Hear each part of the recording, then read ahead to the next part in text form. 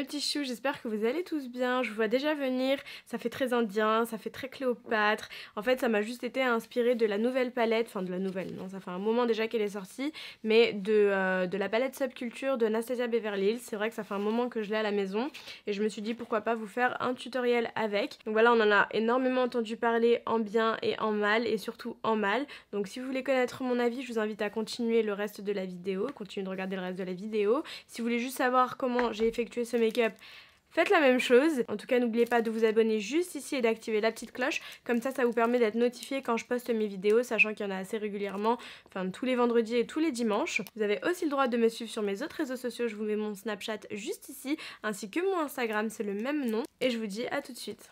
Alors aujourd'hui je vais commencer par vous parler soins. Donc vous savez que j'affectionne tout autant le soin que le make-up. Pour moi c'est vraiment la base des bases. C'est bien beau d'avoir un joli make-up et de se maquiller, mais il faut absolument prendre soin de sa peau. Faut prendre soin de sa peau, c'est primordial. Donc je vous avais déjà fait une routine soins en vidéo, n'hésitez pas à aller la voir. Elle a un petit peu changé, donc je vais vous parler aujourd'hui des produits que j'utilise en ce moment. Donc je vais vous parler de mon contour chouchou du moment. C'est vrai que j'ai pendant très longtemps cherché un soin contour des yeux qui allait me correspondre et j'ai essayé énormément de marques. Jusqu'à aujourd'hui, j'ai toujours pas trouvé celui qui effacerait mes cernes. Donc je pense qu'à part la chirurgie esthétique, il n'y a rien qui effacerait le côté violacé de la cerne. Là, on le voit pas trop avec la caméra, avec les lumières, etc. Quoique ça dépend des vidéos, parce que sur certaines vidéos, on le voit vraiment. Ça dépend des jours. Aujourd'hui, c'est pas très marqué, mais je vous assure que quand je suis très fatiguée, ça se voit énormément et la cerne est complètement violette en fait. Elle est bleu-violette. Le dernier produit que j'ai essayé, c'est le DNA de la marque Dr. Brent. J'aime beaucoup ce produit-là parce que déjà, il sent super bon.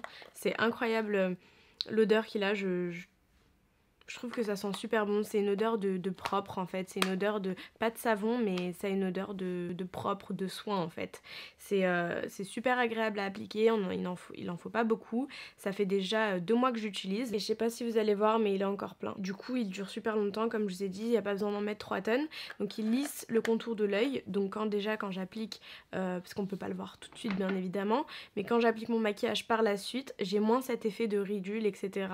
Donc j'ai moins besoin de poudrer hyper rapidement, même si bien sûr je continue toujours à poudrer mon teint. Là on va dire que ça permet de lisser un peu plus le contour de l'œil. Au niveau de la cerne, je remarque une très légère différence que moi seule peux remarquer, parce que évidemment c'est mon visage, mais après comme je vous ai dit, j'ai pas trouvé de soin miracle, je vais pas vous mentir, hein, j'ai pas trouvé de soin miracle qui me change la peau, qui m'enlève complètement la cerne violacée, voilà. Mais pour l'instant et de tous ceux que j'ai testés, c'est vraiment celui que je préfère aux autres. Donc ensuite au niveau des sérums, parce que j'applique toujours un sérum, que ce soit hydratant, anti-âge, etc.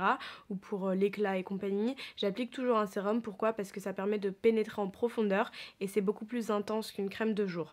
Donc là, pour les personnes qui veulent vraiment faire de la prévention ou qui veulent réguler quelque chose, réguler les taches, l'éclat et compagnie, je vous invite vraiment à utiliser des sérums parce que pour le coup ça agit beaucoup plus en profondeur. Donc dernièrement j'avais utilisé le Talika qui était un sérum hydratation, donc il est vraiment super. Je remarque une diminution des imperfections avec ce sérum là, une hydratation intense puisqu'il est réfléchi avec la lumière du jour et j'ai vraiment pas été déçue. Et dernièrement j'utilise le Advanced Night Repair, donc de Estée Lauder, et ceux qui me suivent sur Snap, vous savez à quel point j'aime ce produit, je l'adore en fait, ça fait des années que je l'utilise. Donc quand la marque me l'a envoyé, j'étais plus qu'heureuse en fait. Quoi de mieux que recevoir un produit qu'on aime et qu'on affectionne déjà.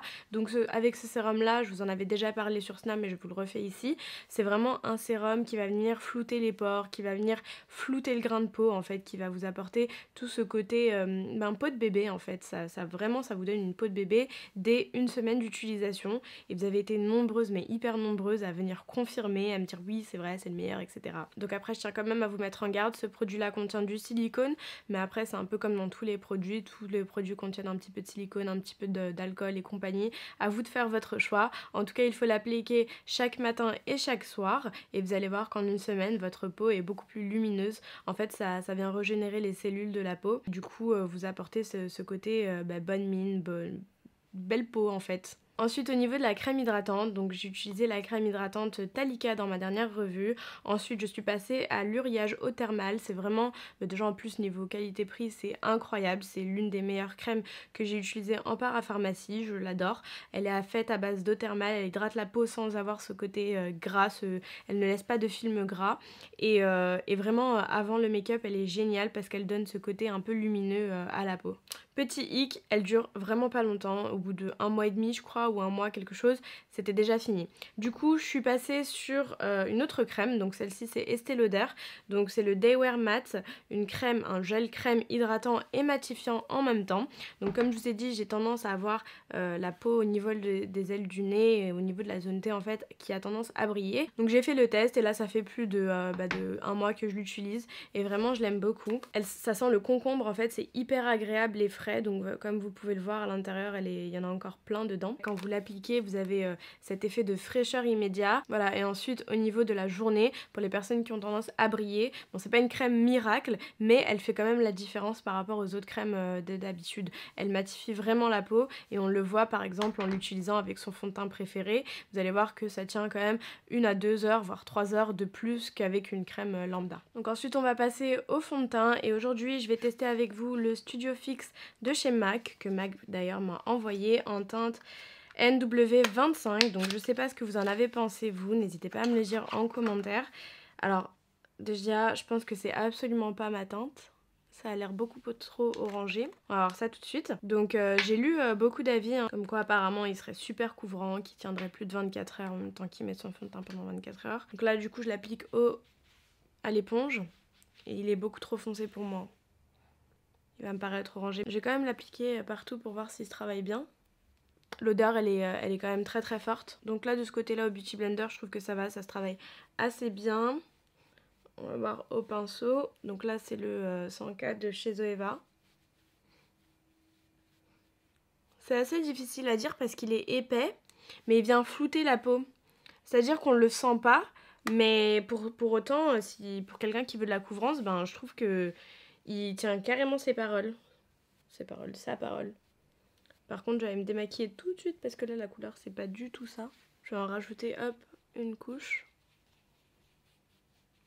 Pour voir si ça nous donne cet effet cakey. Par contre, vraiment, si vous n'êtes pas fan d'odeur forte, l'odeur, elle est quand même assez présente. Elle est plus présente que le Huda Beauty. Bon, je vais m'arrêter là parce que du coup c'est absolument pas ma couleur et dans tous les cas il va falloir que je me redémaquille. Mais c'était juste pour vous parler un petit peu du fini. Donc c'est un fond de teint couvrant, il y a une couvrance modulable parce que plus vous en ajoutez, plus il est couvrant. Je trouve qu'il est pas épais dans le sens où on le sent pas sur la peau, un peu comme des fonds de teint remarquables de Marc Jacob. Et c'est assez étrange parce que si vous voulez il est couvrant mais il est lumineux à la fois, donc ça, je pense que ça va convenir aux peaux sèches et aux peaux grasses parce qu'il m'a l'air d'hydrater en même temps. Bon, c'est un peu dommage pour la couleur de teinte en dessous, ça aurait été un petit peu mieux. Mais voilà, quand on regarde les avis sur internet, c'est une longue tenue, donc 24 heures. Il y a 46 teintes pour le Studio Fix, 50 avec les poudres. Il y a une couvrance moyenne à total, donc là ils respectent complètement leurs promesses. Ça réduit l'apparence des pores, oui, parce que ça vous floute un petit peu le visage, comme je vous ai dit, mais sans pour avoir cet effet peau de peinture, il reste quand même assez léger, on ne le sent pas sur le visage. Il a un fini mat, là par contre je suis pas trop d'accord parce que je trouve qu'il est un peu lumineux sur mon visage. Après peut-être quand il sèche, c'est une matière qu'on peut facilement travailler, vous avez vu il est toujours pas sec alors que ça fait quand même un petit moment que je l'ai appliqué. Non asséchant, bah là pour le coup je peux pas vous dire parce que je vais pas le garder. Pour tous les types de peau recommandés pour les peaux à tendance grasse et photo-friendly, donc qui ressort très bien lors des shootings. Donc là il a commencé à sécher, quand je me regarde sur le retour caméra je suis vraiment orange, mais bref c'est juste pour vous en parler. J'ai remarqué qu'il s'oxyde parce que tout à l'heure il n'était pas aussi orange que ça, il s'oxyde un petit peu, donc je vois pas d'imperfections qui sont mises en valeur, donc oui ça a réduit l'apparence des pores. Ça lisse le teint. Comme je vous ai dit, la couvrance est quand même modulable. Et ce qui est bien, c'est qu'on sent vraiment pas le fond de teint, il reste super léger. L'odeur part une fois qu'on l'a appliqué. Donc c'est vrai que pendant l'application, c'est pas très agréable agréable pour ceux qui n'aiment pas les fonds de teint odorants, mais pour le coup après ça disparaît complètement. Si vous voulez vous le procurer, n'oubliez pas d'acheter la petite pompe qui va avec parce qu'il est vendu bien sûr sans pompe comme tous les fonds de teint MAC. Et pour finir il est au prix de 33 €. Donc comme je vous ai dit, je vais aller me procurer ma teinte en boutique, donc je ferai le test et je reviendrai vous faire une vidéo si vous voulez avec un avant, un après, et je le garderai 24 heures sur mon visage pour qu'on puisse tester ensemble sa tenue. Donc voilà, dites-moi si vous voulez que je fasse ça en commentaire. En attendant je me démaquille et on peut commencer le tuto. Donc là du coup on va partir sur quelque chose d'un peu plus léger et je viens prendre le Dream Wonder Nude en teinte 22 que je vais appliquer avec mon pinceau BH Cosmétiques Duo Fibre. Donc j'en mets directement sur le pinceau. Voilà, et j'adore travailler en fait les pinceaux.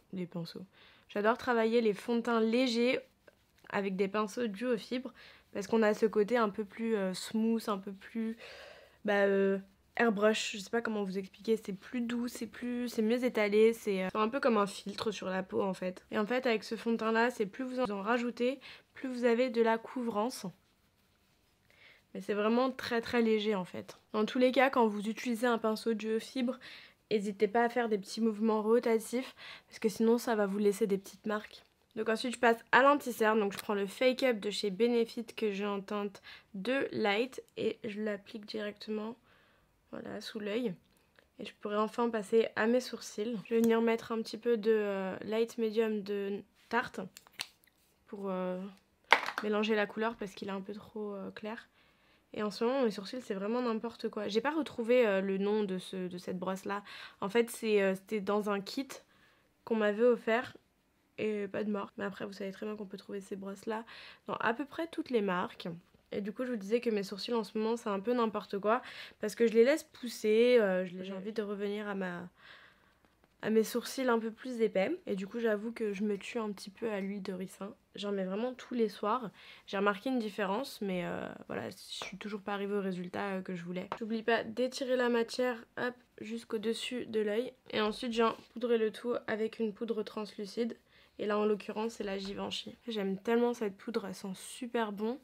Et en plus de ça, elle floute le grain de peau, c'est incroyable. Ensuite avec un pinceau un chouïa plus gros, j'en applique sur le reste de mon visage pour flouter et fixer, sceller le maquillage, sceller le teint. Je passe enfin aux sourcils. Donc avec un pinceau, le 227 de Zoeva, je vais venir prendre la couleur Down, donc qui est un beige, pour venir l'appliquer sur toute ma paupière. Voilà, c'est un beige, c'est vraiment pour préparer en fait. On met le drap si vous voulez, avant le lit, le couvre-lit, la couverture et compagnie. Donc ensuite je viens prendre la couleur Destiny juste ici, qui est un vert un peu plus clair pour venir fondre. Et ensuite je vais rajouter le vert qui est juste là. Je sais pas trop quelle couleur ça rend à la caméra. Alors, est-ce qu'on est sur du vert? Il y a des petits trous, c'est bizarre. J'ai pas envie de monter trop haut en fait. Donc je vais rester là, je vais prendre un pinceau propre et je vais estomper. Ça c'est vraiment la technique. Si vous voulez pas aller trop loin dans votre estompe, prenez toujours un pinceau propre et vous finissez l'estompe avec. Comme ça, au lieu d'ajouter de la matière, vous venez retirer l'excédent et ça estompe en même temps. Par contre la couleur je suis pas hyper fan, je la trouve pas vibrante. Du coup je viens prendre cette couleur là maintenant. Toujours avec le même pinceau, je la pose. Et je viens l'estomper et là la couleur est un chouïa plus vibrante.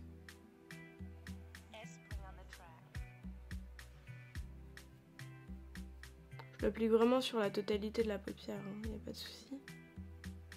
Ensuite je viens reprendre mon pinceau propre et j'estompe un max. Je vous avouerai que je suis un peu déçue de la pigmentation, je pensais que ça allait être beaucoup plus pigmenté, donc du coup je vais prendre la couleur bleue ici.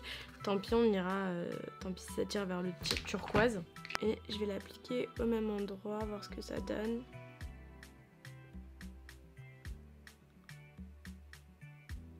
Franchement de loin comme ça vous le voyez pas du tout, mais si je me rapproche, aïe, il y a plein de petits trous en fait. Donc maintenant ce que je vais faire c'est que je prends un pinceau plat comme le Zoeva 234 que je vaporise de MAC Fix Plus. Je vais venir prendre le fard Prismatic Shadow de chez NYX en teinte Mermaid, sirène. Donc je vaporise le Fix Plus directement dessus et je prends la matière que je vais venir poser en forme de cut crease.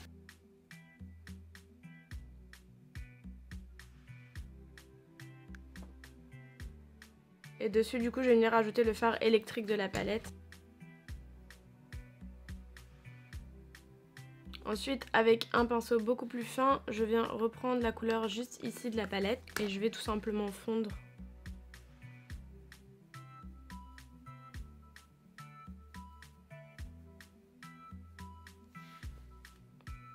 Un maximum. Trop bizarre. En fait, c'est trop bizarre.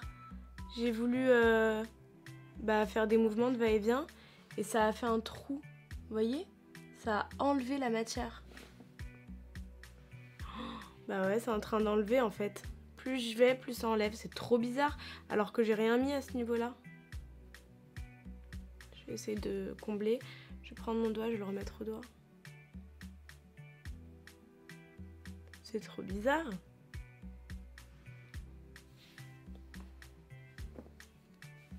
Première fois de ma vie que ça me fait ça. Oh non, je suis trop dégoûtée. Regardez le trou que ça a fait. C'est atroce. Comment je vais pouvoir rattraper ça? Je vais essayer de rajouter une autre matière. Enfin, d'une autre palette, pardon. Oh, je suis écœurée. En fait, je suis en train de prendre de la matière. Et je la pose juste. Je la pack. Là en fait ce que je vais faire c'est que je vais prendre un highlighter blanc, je vais le mettre sur le creux de paupière du dessus, du cut crease. Et ensuite je vais venir mettre de l'highlighter noir tout simplement. De l'eyeliner.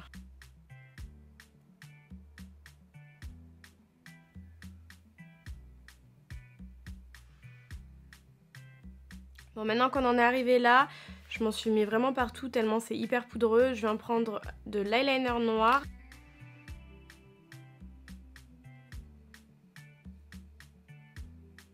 Vraiment, pour une fois dans ma vie, je regrette de ne pas avoir fait mon teint en dernier. C'est abusé tout ce qui est tombé. Donc là, je prends juste de la poudre libre.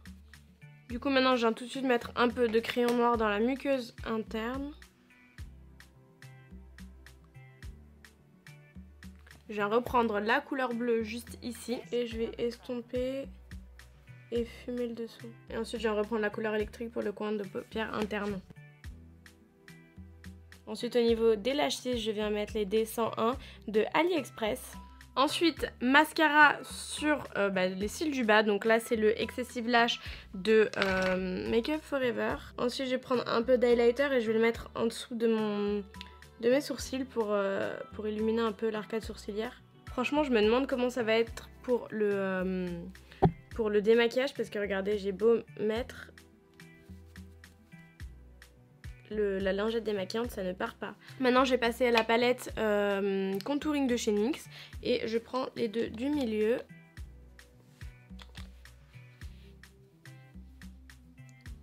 Rapidement sur le nez. Au niveau du blush, c'est le Blush Baby que je mélange au Melba de chez MAC. Et par contre au niveau des lèvres, je ne sais absolument pas quoi je vais mettre. Qu'est-ce que vous auriez mis vous? Moi, avec ce genre de make-up là, j'ai juste envie de mettre du nude en fait. Un peu de MAC Fix Plus, la base, pour fixer tout ça. Au niveau des lèvres, je vais venir mettre un nude, donc c'est le 07 de chez NYX. Et j'hésite entre soit le Suède de NYX en 07, pareil, soit le NYX en ruban de satin. Donc je vais d'abord faire mon contour des lèvres.